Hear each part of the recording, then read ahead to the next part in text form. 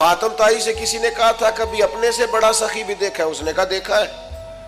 وہ کیسے؟ کہنے لگے میں نے ایک دن سارے شہر کی دعوت پکائی تھی، تو میں نے کہا دیکھوں ذرا سارے لوگ آ گئے کہ کوئی رہ گیا ہے، تو میں چہرے پہ نقاب ڈال کے گیا تو ایک بوڑھا آدمی جنگل میں لکڑیاں کاٹ رہا تھا، تو میں نے اسے کہا بزرگوں آپ کو دعوت نہیں ملی؟ آج حاتم طائی کے ہاں دعوت تھی۔ تو کہنے لگا ملی تھی، تو گئے کیوں نہیں؟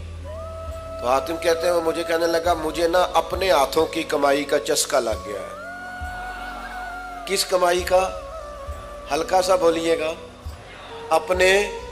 اور نبی پاک علیہ السلام فرماتے ہیں سب سے بہترین کمائی وہ ہے جو بندہ اپنے دو ہاتھوں سے کر کے کھاتا ہے۔ مجھے اپنے ہاتھوں کی کمائی کا چسکا لگ گیا ہے۔ حاتم کہتے ہیں میں بڑا پریشان ہوا کہ کمال ہو گئی یار، مزدور ہو کر دعوت اتنی قیمتی اور یہ گیا نہیں۔ کہتے ہیں میں گھوڑے پہ بیٹھ کے واپس آنے لگا تو پیچھے سے مجھے آواز دی، کہنے لگا یہ 3 دینار میرے بھی لے جانا اور وہاں جو لنگر پکا رہا اسے دے دینا، حاتم طائی کو تو ضرورت نہیں، بڑے بڑے اچھے لوگوں نے دعوت پہ آنا ہے، چلو تھوڑا حصہ میرا بھی پڑ جائے گا۔ تو حاتم کہتے ہیں میں گھوڑے سے گر گیا نیچے اور میں نے کہا ادھر آ تیرے ہاتھ چوموں، میں حاتم طائی ہوں، میں تو امیر ہو کے سخی ہوں، تو غریب ہو کے بڑا سخی ہے۔ نوجوانوں ہاتھوں کی کمائی، محنت، جد و جہد، یہ سارے بزدل لوگ ڈھونڈا کرتے ہیں۔